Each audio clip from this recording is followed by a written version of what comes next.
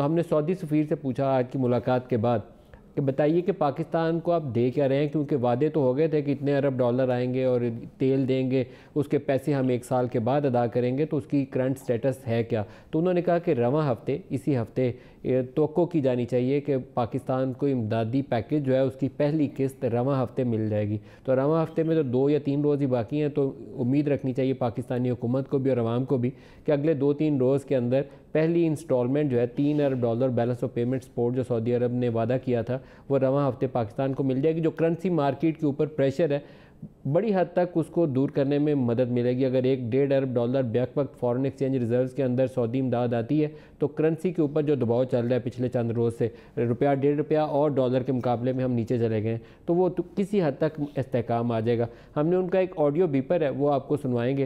पहला सवाल उनसे यही था कि इमदादी पैकेज, तो उसके ऊपर उनका जवाब। Saudi Arabia to support Pakistan by $3 billion cash, and for 3 years will be support Pakistan $3 billion for oil. I mean 9 plus 9 oil, $9 billion oil plus $3 billion cash. Ji, Nawaf अल मालिकी साहब सऊदी सफ़ीर जो पाकिस्तान में, उन्होंने कहा कि $3 अरब तो पाकिस्तान को हमने बैलेंस ऑफ पेमेंट सपोर्ट देनी है और $9 अरब, 3 अरब डॉलर 3 साल तक पाकिस्तान को ऑयल और डिफर्ड पेमेंट्स, अभी वो तेल देंगे, हम 1 साल के बाद उनको उसकी अदायगी करेंगे। 98 के न्यूक्लियर टेस्ट के बाद भी सऊदी अरब ने पाकिस्तान की बहुत मदद की थी।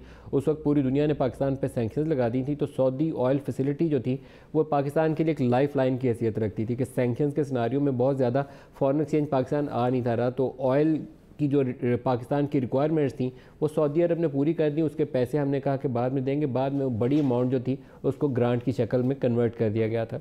दूसरा सवाल हमारा सऊदी सफ़ीर से ये था कि एक आम तवक्को की जा रही थी कि सऊदी अरब पाकिस्तान में बड़े पैमाने पर सरमायाकारी भी करेगा। बैलेंस ऑफ पेमेंट सपोर्ट तो वो अभी दे रहे हैं, लेकिन पाकिस्तान में ग्वादर के अंदर, कराची के अंदर, पंजाब के अंदर बड़े बड़े ऐसे मनसूबे हैं जिसमें वो सरमायाकारी में दिलचस्पी रखते हैं।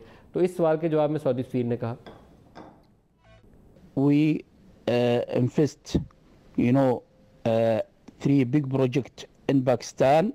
One project inshallah will be oil refiner inshallah in Gawadir, and this costs maybe from $6 to $8 billion. Another project will be electric power in the Punjab.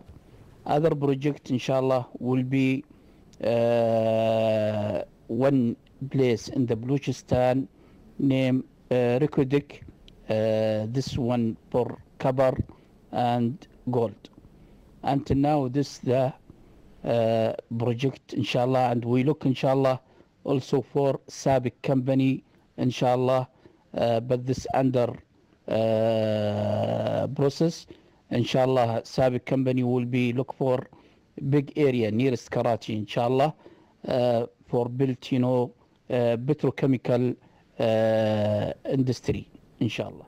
जी, ये नवाफ अल मालिकी साहब की गुफ्तगू है। पहले हिस्से को पाकिस्तान ने ज़्यादा सेलिब्रेट किया है कि $3 अरब हमें बैलेंस ऑफ पेमेंट सपोर्ट मिल रही है और ऑयल ऑन डिफर्ड पेमेंट मिला है, लेकिन ये दूसरा हिस्सा उससे ज़्यादा खबरियत के हवाले से पाकिस्तानी अवाम के लिए और पाकिस्तान की इकॉनमी के लिए दिलचस्पी का बायस होगा जब ये मटीरियलाइज हो जाए।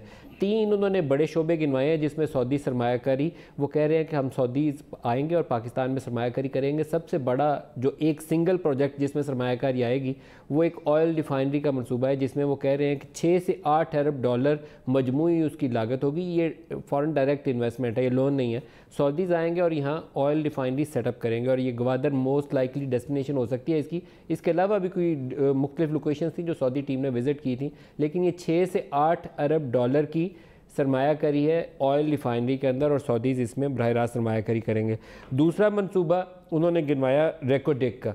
रेकोडिक कॉपर गोल्ड माइन, जिसके ऊपर पाकिस्तान एक कंट्रोवर्सी का शिकार हुआ और इंटरनेशनल कोर्ट से पाकिस्तान के ख़िलाफ़ हुक्मनामा भी आ गया, क्योंकि ये मामला कोर्ट्स के अंदर गया। कोर्ट के ऑर्डर के नतीजे में एक कार के प्लांट में इस वक्त पाकिस्तान को दुश्वारी है और दूसरा ये रेकोडिक वाला मनसूबा है। लेकिन रेकोडिक के अंदर सऊदी सरमायाकारी आने का मतलब ये है कि वो माइंस जिससे पाकिस्तान को आस और उम्मीद थी कि हम यहाँ से कॉपर निकालेंगे और दुनिया में पाकिस्तान की एक्सपोर्ट अर्निंग्स कॉपर एक्सपोर्ट्स की वजह से बनेंगी, क्योंकि ये माइन दुनिया के जो बहुत बड़े ज़खायर हैं उनमें से एक है, जो लार्जेस्ट रिजर्व्स अभी तक दुनिया में कहीं फाइंड हुए हैं, या रेकोडिक उनमें से एक है। तो सऊदी सरमायाकारी उसमें भी आने की तवक्को है। इसके अलावा पंजाब में तवानाई के शोबे में उन्होंने कहा कि हम सरमायाकारी करेंगे, और जो एक बहुत बड़ा मनसूबा है जिसकी तफसीलात उन्होंने भी बयान नहीं की और हमारे पास बहुत तफसील नहीं है उसकी, कराची के करीब उन्होंने कहा कि पेट्रोकेमिकल की सनत में सरमायाकारी करेंगे। ये एक ऑयल सिटी का या पेट्रोकेमिकल इंडस्ट्री का पूरा एक हब होगा जो कराची के करीब वो आएंगे और सरमायाकारी से उसको सेटअप करने का इरादा रखते हैं। ये अगर मटीरियलाइज हो जाए मंसूबे तो ये $multi-billion इन्वेस्टमेंट प्लान है, 25-30 अरब डॉलर तक का प्लान है। अगर मटीरियलाइज हो जाए तो पाकिस्तान में जॉब अपॉर्चुनिटीज़ के हवाले से भी और इंपोर्ट सब्सिट्यूशन और एक्सपोर्ट्स की बुनियाद तीनों चीज़ें इस सरमायाकारी के नतीजे में पाकिस्तान को मैसर आ जाती हैं।